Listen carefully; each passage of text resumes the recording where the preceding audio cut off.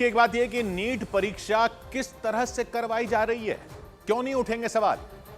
Medical college में दाखिला इस देश में पूरी जिंदगी का सवाल होता है। डॉक्टर बनना इस देश में मजाक नहीं है। डॉक्टर बनने की पढ़ाई तो मेडिकल कॉलेज में होती है, लेकिन मेडिकल कॉलेज में घुसने के लिए ही दुनिया के सबसे मुश्किल एग्जाम को पास करना पड़ता है।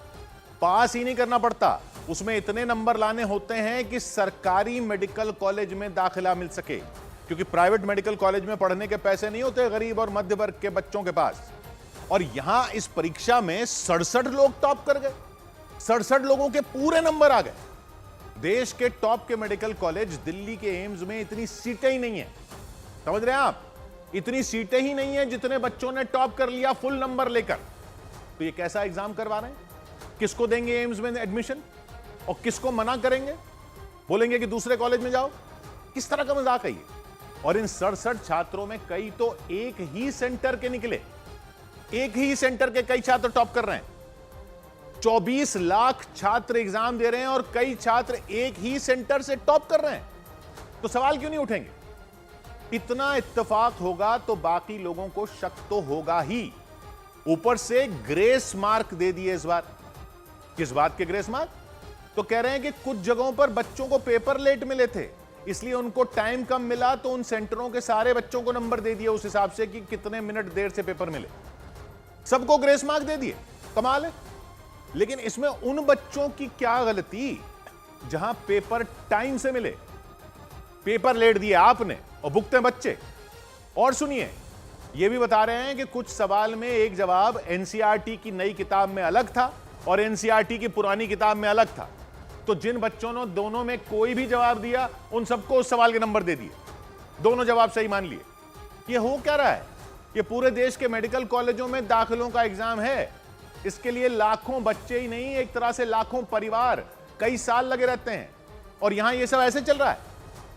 ये लूडो नहीं खेल रहे बच्चे, ये सांप सीढ़ी नहीं चल रही है कि 99 पर सांप ने डस लिया तो जाओ वापस 3 पर। बच्चे आत्महत्या कर लेते हैं इस परीक्षा के प्रेशर में। पिछले सालों के आंकड़े देख लीजिए। पिछले पूरे सालों में 100 से ज्यादा बच्चे हताश होकर जीवन त्याग चुके हैं इस परीक्षा के चक्कर में। और यहां नंबर बांटे जा रहे हैं परीक्षा एजेंसी की गलती की वजह से। पेपर ऐसे बन रहे हैं कि 67 बच्चे टॉप कर रहे हैं, एक ही सेंटर के कई बच्चे टॉप कर रहे हैं। बाकी 24 लाख छात्रों पर क्या बीत रही है उसकी किसी को फिक्र नहीं। इस एजेंसी की कोई जिम्मेदारी नहीं। इसमें कुछ गलत नहीं दिख रहा है एजेंसी को। और अब क्या करेंगे? अगर परीक्षा रद्द करते हैं तो कैसे करेंगे इस साल एडमिशन? दोबारा परीक्षा करेंगे तो उन बच्चों का क्या जिन्होंने बिना किसी बेईमानी के इस बार रैंक हासिल कर ली? और जिन बच्चों को ग्रेस मार्क दे भी दिए, आपने जो दे दिए, वो उन बच्चों की गलती थोड़ी ही है कि उनको ग्रेस मार्क दे दिए। पेपर लेट होने पर उनका बाकी का पेपर भी तो प्रेशर में गया। बच्चों के जीवन से खिलवाड़ हो गया है। इस एजेंसी में किसकी जिम्मेदारी होगी? ये लोग अपना काम ठीक से नहीं कर पाए, वो तो दिख रहा है। तो इनको क्या सजा होगी? इस देश के नौकरशाहों को कौन सजा देगा?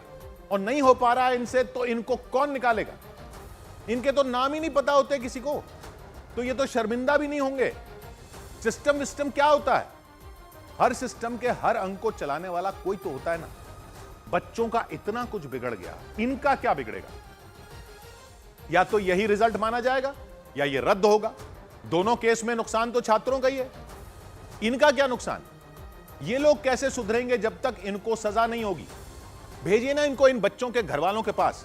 सुने तो सही है लोग कि ये बच्चे क्या बोल रहे हैं। शर्मिंदा तो हो कम से कम। बच्चों को पास फेल करते रहते हो, आप फेल हो गए हो और ऐसे फेल हुए हो कि आगे इसको ठीक कैसे करना है इसका कोई इंसाफ वाला रास्ता ही नहीं है। इंसाफ कहीं नजर नहीं आ रहा। ना परीक्षा रद्द करने में इंसाफ है और ना ही इस रिजल्ट को मान लेने में इंसाफ दिख रहा है। आपसे नहीं हो पा रहा है तो बंद कर दीजिए एजेंसी और अगले साल इस नीट एग्जाम से पहले जैसे दाखिला होता था वैसे होते रहने दीजिए, जब तक कुछ कॉम्पिटेंट लोग ना आ जाएं टेस्टिंग एजेंसी में। नहीं तो कम से कम माफी तो मांग लीजिए इन बच्चों से। 100 बात की एक बात। इधर मानहानि के एक मामले में राहुल गांधी को कोर्ट से राहत मिल गई।